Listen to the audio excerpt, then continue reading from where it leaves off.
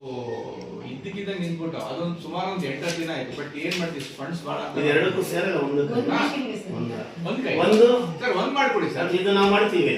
ಇನ್ನೊಂದು ಮಾಡಿಸ್ಬಿಡ್ರಿ. 300 ಮಾಡಿಸ್ತೀವಿ sir, Spain ಎಲ್ಲ ಮಾಡ್ಬೋದು. 300 ಮಾಡಿಸ್ಬಿಡ್ರಿ. ಇನ್ನೊಂದು DHO ಹಾಕೋಣ. DHL ಹಾಕೊಂಡು ಹೇಳಿ ಗ್ರಾಮ ಪಂಚಾಯತಿ ಹೊರಗಿಂದ ಬರ್ಕೊಟ್ಟಿದ್ದು ಸರ್, ನಾನು ಇದಕ್ಕೆ ಹೇಳಲ್ಲ, ತಪ್ಪು ಸುಳ್ಳು ಹೇಳ್ತಾರೆ. ಇದುವರೆಗೆ ಬರ್ಕೊಟ್ಟಿದ್ದಾರೆ. ಯಾಕಂದ್ರೆ ಏನು ಮಾಡಕ್ಕಾಗಲ್ಲ ಸರ್, ಕಾಲಾದಾಗ ಇದಾಗ ಅಂತ ಹೇಳಿದ್ರೆ ಹೊರಗಿನ ಮಾಡ್ಲೇಬೇಕಾಗುತ್ತೆ. ಅದಕ್ಕೆ ನಾವು ಬರ್ಕೊಟ್ಟಿದ್ದೆ ಸರ್. ನಿಂತ್ಕೊಳ್ಳಂಗೆ ಇಲ್ವಲ್ಲ ಸರ್. ಸಾಗರ ತಗೊಳ್ರೆ ಈಗ ನೀವು ಬಂದಾಗಿಂದ ಒಂದು ಮೀಟಿಂಗ್ ಕರೆದಿಲ್ಲ. ಈ ಏರಿಯಾದಲ್ಲಿ ಸದಸ್ಯರನ್ನ ಅಧ್ಯಕ್ಷರನ್ನ ಕರೆದಿ ಏನಂದ್ರೆ ನಿಮ್ದು ಮೇಂಟೆನೆನ್ಸ್ ಬಗ್ಗೆ ನೀವು ಮೀಟಿಂಗ್ ಕರೆದ ಆಳುಗಳು ಹಾಕ್ರಿ ಇದು ಮಾಡ್ರಿ ಅಂತ ಕೇಳ್ತಿಲ್ಲ. ಕರೆದಿ ಏನಾಗಬೇಕು, ಗ್ರಾಮ ಪಂಚಾಯತಿಯಿಂದ ಸಪೋರ್ಟ್ ಇರಬೇಕು, ಹಾಸ್ಪಿಟಲ್ ಇಂದ ಏನ್ ತೊಂದರೆ ಆಗ್ತಿದೆ ಅಂತ ಮೀಟಿಂಗ್ ಕರೀರಿ ಸರ್. ನಿಮ್ದು 2 ತಿಂಗಳಿಗೋ 3 ತಿಂಗಳಿಗೋ ಈಗ ನಿಮ್ದೇ ಇದೈತಲ್ಲ, ನಿಮ್ದು ಒಂದು ಸಮಿತಿ ಐತಲ್ಲ, ಅದರಲ್ಲಿ ಯಾರು ಅಧ್ಯಕ್ಷರಾಗಿರೋದು ಸುಮಾರು ಇದ್ದ ಫಸ್ಟ್ ಯಾರಿರುತ್ತೆ ಈಗ ಎಕ್ಸಿಕ್ಯೂಟಿವ್ ಜನರಲ್ ಬಾಡಿ ಸರ್.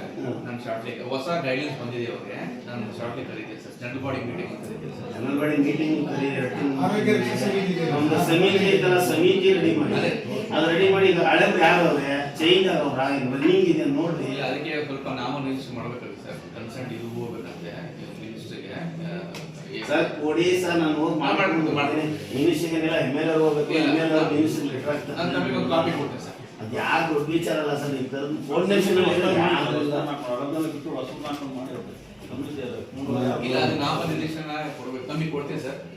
ತಾವು ಹೇಳಿ ನಾನು ಮಾಡಿಸ್ತೀನಿ ನಾನು ಶಾಸಕರಿಂದ ಹಾಕ್ಸ್ತೀನಿ ಮಿನಿಸ್ಟರ್. ನಾನು ಹೇಳಿ ನಮ್ಮ ಲೆಕ್ಕಾಚಾರ ಮಿನಿಸ್ಟರ್ಗೆ ಹೋಗಿಲ್ಲ, ಶಾಸಕರು ಹೋಗ್ಬೇಕು, ನೀವು DHL ಹೋಗ್ಬೇಕು ಅಷ್ಟೇ. ನಮಗೆ ಗೊತ್ತಿರಂಗೆ ಅದು ಟೈರ್ದಲ್ಲಿ ಇದೆ ಸರ್. ಆಯ್ತು ಸರ್. ಮುಂದೆ ಹೇಳಿ ನೋಡಪ್ಪ, ಹೀಗೆ ಒಂದು ಹೇಳಿ ಆನ್ಲೈನ್ ಡ್ರೈವರ್ ನೀವೇ ರೆಗ್ಯುಲರ್ ನೈಟ್ ಅಲ್ಲ, ನೀವು ಡೈಲಿ ಇರ್ತೀರಾ. ದಯವಿಟ್ಟು ಸರ್ ನಿಮ್ಮ ಅದೃಷ್ಟೇ ಕೇಳ್ಕೊಳ್ಳೋದು. ಯಾರೋ ಬಂದ್ಬಿಡ್ತಾರೆ. ಈಗ ನಿಮ್ಗೆ ಇಲ್ಲಿ ಡೀಸೆಲ್ ಇರಲ್ಲ ಗಾಡಿಯಲ್ಲಿ, ಎಮರ್ಜೆನ್ಸಿ ನಡೆಯೋದಂತ ಪರಿಸ್ಥಿತಿ ಹೇಳ್ತೀವಿ. ಅಂತ ಟೈಪ್ಗಳು ಇದ್ದಾಗ ನೀವೇ ಒಂದು 1,500 ಹಾಕ್ಬಿಟ್ಟು ಸಹಾಯ ಮಾಡಿ. ಅದು ಬೇಕಾದ್ರೆ ಕೇಳೋದು ನಾವು ದಯವಿಟ್ಟು ಅವ್ರು ಯಾರು ನಾನು ಕೇಳ್ಕೊಳ್ಳೋದು ಇಷ್ಟೇ, ನಿಮ್ಮ ಮನಸ್ಸಿಗೆ ಅನುಕೂಲವಾದವ್ರ ಅವ್ರು ಮಾಡಬೇಡಿ. ತೀರಾ ಬಡವರಪ್ಪ ಮಾನವತೆ ಮಾಡ್ಲೇಬೇಕು ಅನ್ನೋದಿದ್ರೆ ಮಾಡಿ. ಇದೇನಂದ್ರೆ ಸರ್, ಒಂದೇ ನ್ಯೂಸ್ ಮಾಡಿದ್ರೆ ಹೇಳ್ತೀನಿ ಸರ್. ಸರ್ ಒಂದೇ ಒಂದು ಏನಂದ್ರೆ, ನಮ್ಮ ಗಾಡಿನ ಇಟ್ಕೊಂಡು ಅದನ್ನ ವಿಡಿಯೋ ಕಾಲ್ ಮಾಡಿ GTV ಅಂತ ಇದೆ ನೋಡಿ ಸರ್. ವಿಡಿಯೋ ಕಾಲ್ ಅಲ್ಲಿ ಆ ಒಂದು ಮಗು ಸೀರಿಯಸ್ ಆಗಿ ನಿಮ್ಯಾನ್ಸ್ಗೆ ಕರ್ಕೊಂಡು ಬಿಟ್ಟು ಬಂದಿರೋ ಸರ್ ಕೇಸ್. ಅದು ಇಲ್ಲಿ ಡೆಲಿವರಿ ಕೇಸ್ ಇತ್ತು ಸರ್. ಅದನ್ನ ಬಹಳ ಅಸಭ್ಯವಾಗಿ ಮಾತಾಡಿದ್ದಾರೆ ಮುಂಚೆ. ಒಂದು ಲಾರ್ಜ್ ಅಂದಾಗ ಒಬ್ಬ ಹೆಣ್ಮಕ್ಳು ಇದ್ದಾಗ ಲಾರ್ಜ್ ಅನ್ನೋದು ಹೋಗ್ತಾ ಅದು ಬರಬಾರ್ದು ಸರ್. ದಯವಿಟ್ಟು ಅದನ್ನ ದಯವಿಟ್ಟು ಸರ್. ನಮ್ಗಾಡಿನೇ ಸರ್, ಅದು ನಿಮ್ಯಾನ್ ಸೀರಿಯಸ್ ಇದೆ ಪಾಪ. ಡೆಲಿವರಿ ಕೇಸ್ ಒಂದು ಆಂಬುಲೆನ್ಸ್ ಅಲ್ಲಿ ಒಬ್ರು ಕರ್ಕೊಂಡು ಹೋಗ್ತಾ, ಇಬ್ರು ಕರ್ಕೊಂಡು ಹೋಗ್ತಾರೆ ಸರ್. ಏನಾಗಿದೆ ಇದು ಒಂದು ನಿಮಿಷ ಸರ್. ಏನಾಗಿದೆ, ಒಂದು ಫಿಕ್ಸ್ ಕೇಸ್ ಬಂದ್ಮೇಲೆ ಅವ್ರಿಗೆಲ್ಲ ನೋಡಿ ಅವ್ರು ಸಾಕ್ಸ್ತಾರೆ. ಅದೇ ಟೈಮ್ ಡಾಕ್ಟರ್ ಒಂದು ಡೆಲಿವರಿ ಆಗಿದೆ, ಅವರು ಹೇಳ್ದೆ ಕೇಳಿದ್ರೆ ಓಡೋಗ್ಬಿಟ್ಟಿದ್ರು ಸರ್. ಅವ್ರನ್ನ ಎಲ್ಲೋ ಕಾರ್ಡ್ ಒಳಗಡೆ ಇದ್ದವ್ರನ್ನ ಕರ್ಕೊಂಡ್ಬಂದು ಡೆಲಿವರಿ ಆಗಿರೋ ಕೇಸು 7 ಪಾಯಿಂಟ್ ಇಲ್ಲ 6 ಪಾಯಿಂಟ್ ಆಯ್ತು.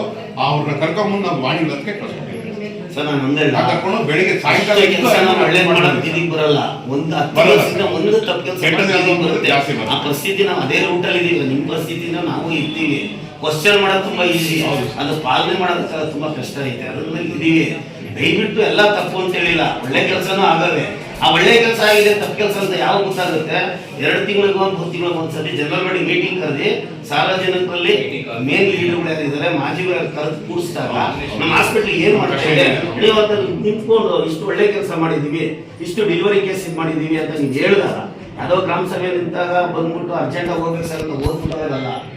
ಈಗ ನಿಮ್ಮ ಹಾಸ್ಪಿಟಲ್ ಒಂದು ಮೀಟಿಂಗ್ ಮುಗಿಸಿ ಜನ ಮಾಡಿದ್ದು ಇಷ್ಟು ಒಳ್ಳೆ ಕೆಲಸ ಆಯಿತು, ಈ ತಿಂಗಳು ನಾವು ಈ 2 ತಿಂಗಳಲ್ಲಿ ಇಷ್ಟು ಡೆಲಿವರಿ ಆಗಿದೆ, ಇಷ್ಟೊಂದು ಇಂಥವ್ರು ಇಷ್ಟು ಸಿಕ್ ಮಾಡಿದ್ದೀವಿ ಇಂಥ ಕಾರಣದಿಂದ ಅಂತ ಹೇಳಿದಾಗ ನಾನು ಮಾತಾಡೋ ಕ್ವಶನ್ ಇರೋದು ನಮ್ಗೆ ಅರ್ಥ ಇರುತ್ತೆ. ಇನ್ನೊಬ್ಬ ಬಂದು ಮಾತಾಡಿ ನಾನು ಅದಕ್ಕೆ ಉತ್ತರ ಕೊಡ್ಬೋದಲ್ಲ. ಈಗ ನನಗೆ ಏನೂ ಗೊತ್ತಿರಲ್ಲ, ಇನ್ನೊಬ್ಬ ಹೇಳಿದಾಗ ಏನೋ ಹೌದು ನೀವು 10 ಕೆಲಸ ಒಳ್ಳೆ ಮಾಡಿ ಒಬ್ಬರು ಬರಲ್ಲ. ಫಿಟ್ಸ್ ಕೇಸ್ ಕಳಿಸಿ. ಆ ಫಿಟ್ಸ್ ಕೇಸ್ ಕಳ್ಸೋವರಿಗೆ ಇದು ಕೇಸ್ ಸೀರಿಯಸ್ ಆಯ್ತು. ಇದಕ್ಕೆ ಸೀರಿಯಸ್ ಆದ್ಮೇಲೆ ನಮ್ಮ ಆಂಬುಲೆನ್ಸ್ ಹೋಗ್ಬಿಡ್ತಲ್ಲ. ಆಮೇಲೆ ಏನ್ ಮಾಡ್ಬೇಕಂತ ಕಕ್ಕೇರನ್ನ ಆಂಬುಲೆನ್ಸ್ ಬಂತು. ಅದೇ ಟೈಮ್ ನಾನು ಫೋನ್ ಮಾಡಿ ಕನಕಪುರದ ಆಂಬುಲೆನ್ಸ್ ಕರ್ಸಿದೆ. ಕನಕಪುರದ ಆಂಬುಲೆನ್ಸ್ ಬಂತು, 2 ಬಂತು. ಒಂದು ಆಂಬುಲೆನ್ಸ್ ಕ್ಯಾನ್ಸಲ್ ಮಾಡಿ ಇನ್ನೊಂದು ಆಂಬುಲೆನ್ಸ್ ಸರ್ ಬರೋದಿಲ್ಲ ಸರ್. ಇವಾಗ ಎಲ್ಲ ಆಂಬುಲೆನ್ಸ್ ಬಿಸಿ ಆಗ್ಬಿಟ್ಟವೆ. ಕೋನನ್ಕುಂಟೆ, ಬನರ್ಘಟ್ಟ, ಮತ್ತೆ ಬನಶಂಕರಿ ಎಲ್ಲ ಫೋನ್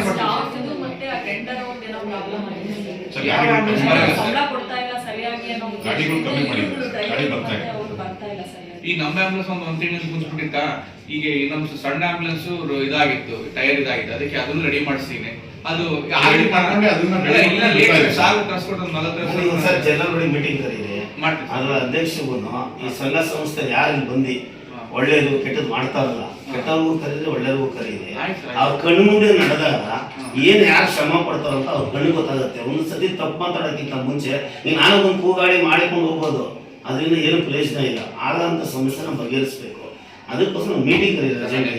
ನಾವು FIR ಎಲ್ಲ ಮಾಡಿಸಿದೀವಿ, ಅದ್ರ ಬಗ್ಗೆ ಏನಿದೆ ನಾವು ಅದರ ಎದುರು ನಿಂತ್ಕೊಂತೀವಿ.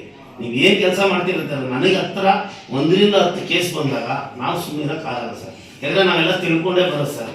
ಯಾರು ಟ್ಯಾಬ್ಲೆಟ್ಸ್ ಬರ್ದಾಗ ಎಷ್ಟೋ ಜನ ಟ್ಯಾಬ್ಲೆಟ್ಸ್ನ ಕೊಟ್ಟು ಕಳಿಸಿದ್ದೀವಿ, ನಾನು ದುಡ್ಡು ಕೊಟ್ಟು ಕಳಿಸಿದ್ದೀವಿ.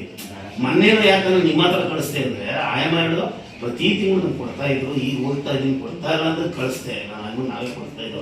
ಇನ್ನೊಂದು ನಿಮ್ಮ ಅನ್ಸಲ್ಲಿ 64 ವರ್ಷ ತುಂಬಿರೋರಿಗೆ, ಗಂಡಸರಾಗಲಿ ಹೆಂಗಸರಾಗಲಿ ವಯಸ್ಸಾಗಿರೋ ಮುದುಕರಿಗೆ 505 ರೂಪಾಯಿ ಅವ್ರ ಪೆನ್ಷನ್ ಬರ್ತಾ ಇರುತ್ತೆ.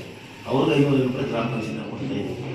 ಬೀದಿ ವ್ಯಾಪಾರಗಳಿಗೆ 5,000 ರೂಪಾಯಿ ಕೊಡ್ತಾ ಇದ್ದೆ. ಅಂಗವಿಕಲರಿಗೆ ತಿಂಗಳು 1,000. ಎಮರ್ಜೆನ್ಸಿ ಹಾಸ್ಪಿಟ್ಲಿಗೆ ನಮ್ಮ ಬರ್ನಿಂಗ್ ಆಯಿತು, ಒಂದು ಆಕ್ಸಿಡೆಂಟ್ ಆಯಿತು ಅಂತ ಒಂದು 25,000 ರೂಪಾಯಿ ಹಾಸ್ಪಿಟಲಿಂದ ಟ್ರೀಟ್ಮೆಂಟ್ ದುಡ್ಡು ಕೊಡಬೇಕು ಅಂತ ಎಲ್ಲ ಮಾಡ್ತಾ ಇದ್ದೀವಿ.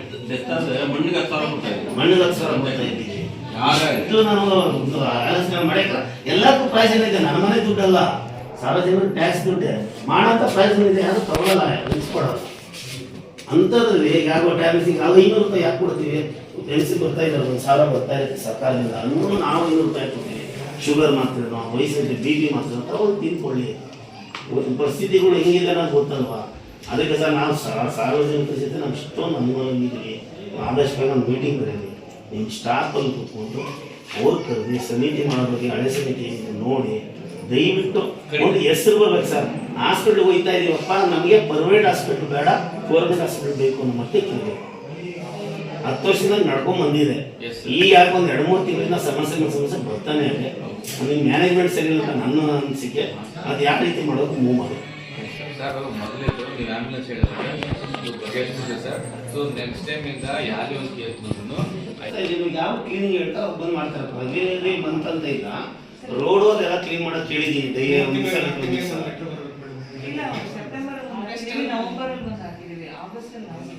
ಮೊನ್ನೆ ಬಂದ್ ಮಾಡಿದ್ರಲ್ಲ ನಮ್ಮ ಗೋವಿಂದರಾಜ್ ಒಂದು ಫೋನ್ ಮಾಡ. ನಾನು ಮೊನ್ನೆ ಕೊಟ್ಟಿದ್ದೀನಿ ಸರ್. ಲೆಟ್ರಲ್ಲಿ ಕೊಡಿ, ನನಗೊಂದು ಫೋನ್ ಮಾಡಿ, ನಾನು ಆಮೇಲೆ ಅಧಿಕಾರಿಗಳು ನೀವೆಲ್ಲ ಅವರು ಹಂಗೆ ನಮ್ಮ ಪಂಚಾಯತಿ